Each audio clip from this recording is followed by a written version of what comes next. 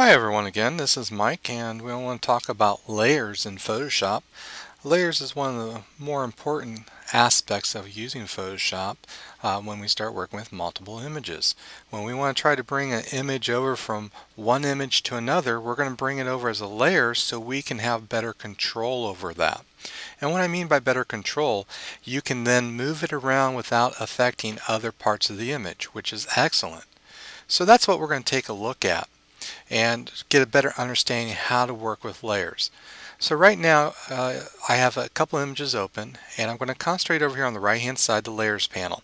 If you do not have the panel open, you can always go up to window in your menu system and choose layers and it'll bring it to the forefront. Looking at the layers panel, you'll notice that there's multiple layers here already, and I have one that's called the background. And I want you to look at the background. Notice that there's a padlock, and over to the left there's an eyeball. That padlock indicates that the layer is protected. So that means you can't really do too much to it unless you want to paint on top of it or do some minor changes to it. But you can't move it around. It's always, the background's always going to be at the bottom of the layers panel. Then the eyeball just indicates the layer is visible. So if I click on the eyeball, notice what happens. The image itself disappears and you see a little checkerboard appear on the image itself, and that indicates that you're seeing transparency. So when I click on that little square again, that eyeball comes back and I'm visually seeing that image. So typically when you're working with images, you're always going to have a background, and that background is always going to be at the bottom. And what you're going to do is you'll add layers above it.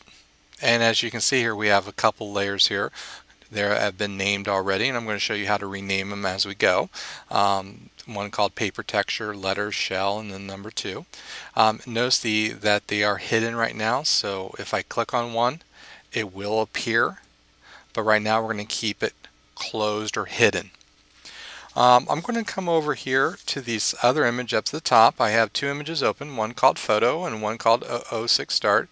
And I'm going to basically, what I'm going to do is I'm going to take this photograph I have here, I'm going to bring it over to the other image. So the first thing I want to do is I'm going to come over here to the layers panel. I'm going to rename my layer. So right now by default, whenever you add a layer, it adds it as a name layer 1, layer 2, layer 3. You want to get in the habit to rename your layers as you go. So how do you rename it? Just bring your mouse on the actual text of the layer, double click, type in your name that you want, and you want to be somewhat descriptive, but you remember you don't want to be too detailed because then you won't be able to see the rest of the name. So be descriptive enough so that way when you go back, you know what's on that layer. I'm going to press my enter key to accept. Now what I'm going to do is I want to go in and move this image over. And you can do a couple different things, and I want to show you what happens when you bring it over. I'm going to show you just do a simple copy and paste. But before you do a copy and paste, you got to select it. So I'm going to go up to the select menu. I'm going to choose all. Now you'll notice that the marching ants comes around the whole image. And I'm just going to go up to Edit, Copy. I'm going to click on the 06 Start tab up here to go to the different image. And I'm going to do an Edit, Paste. Now, notice when I brought it in and over in my Layers panel, you'll see it places above the active layer. So my active layer was the background layer, so it brought it above. Notice it did not bring over the name. That's because we didn't copy the actual layer itself, we copied the image. So here I'm going to have to rename the layer.